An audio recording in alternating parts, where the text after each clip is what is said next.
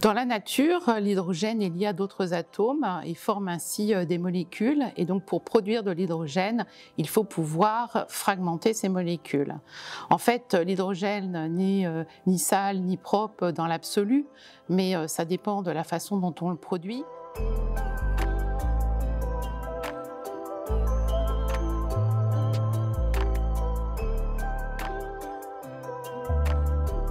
Pour produire de l'hydrogène vert, il y a une autre solution, c'est de prendre des molécules d'eau et de leur faire subir une hydrolyse.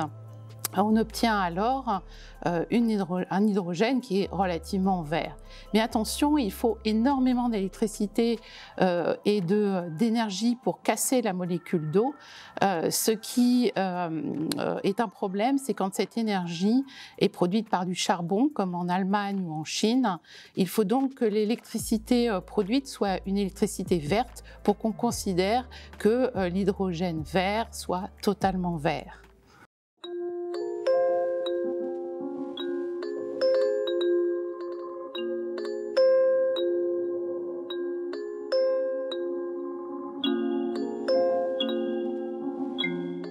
Pour le volet environnemental, l'hydrogène permet une transition vers des territoires zéro émission. Dans un pays qui a été condamné plusieurs fois par la justice européenne pour une qualité très médiocre de son air dans les grandes villes, c'est plutôt une opportunité. Sur le volet énergétique, l'hydrogène, comme le solaire et comme les éoliennes, appartient à un paradigme qui est de l'autosuffisance. Finalement, on pourrait produire de l'hydrogène un peu partout en France, ce qui nous éviterait d'importer du pétrole ou du gaz naturel. Donc en ça, l'hydrogène représente une opportunité, d'autant plus que par rapport au solaire et aux éoliennes, l'hydrogène permet de stocker l'énergie, ce que ne permet pas ces deux énergies intermittentes.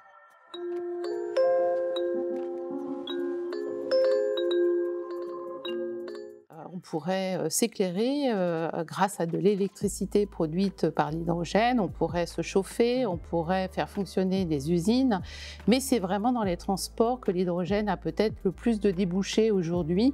On parle déjà d'avions à l'hydrogène, de trains à l'hydrogène, mais plus proche de nous, il existe déjà des véhicules électriques à hydrogène.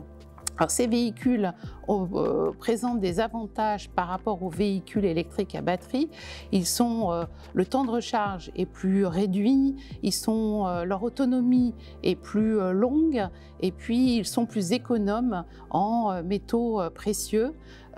Donc pour des véhicules de tous les jours qui fonctionnent assez peu, comme la voiture personnelle qu'on peut avoir, les batteries restent une opportunité, mais pour tous les véhicules qui sont lourds, comme les camions ou les camionnettes, ou tous les véhicules qui ont un usage extrêmement fréquent, comme toutes les flottes professionnelles, l'hydrogène apparaît comme une vraie solution.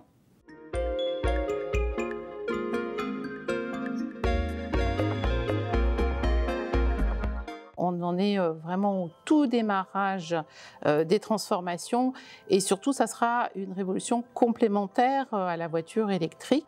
Mais ce qui est très original en France, c'est cette volonté d'aller au bout de l'hydrogène vert et d'avoir développé depuis vraiment très peu d'années, mais de façon intéressante, ce qu'on appelle des écosystèmes de mobilité hydrogène.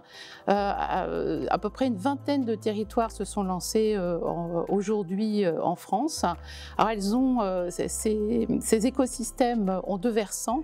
L'un est de convertir les véhicules. Et il y a un deuxième versant, c'est l'installation sur le territoire d'un hydrolyseur. Mais comme on veut aller au bout de l'hydrogène vert, ces hydrolyseurs sont couplés avec des éoliennes. Sur un autre territoire, ça va être du solaire. Sur un autre territoire, ce sera des usines de traitement des déchets. À chaque territoire, son écosystème spécifique. Dans le monde, beaucoup de pays se sont lancés dans la course pour développer des recherches sur les nouvelles technologies technologies de ce secteur.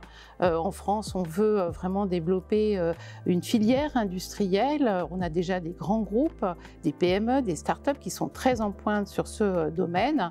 Un dernier mot sur l'Europe. L'Allemagne a déclaré vouloir investir aussi beaucoup dans l'hydrogène, et l'Europe tente de fédérer toutes ces énergies pour arriver à coordonner les plans des différents pays intéressés pour pouvoir peser au niveau mondial.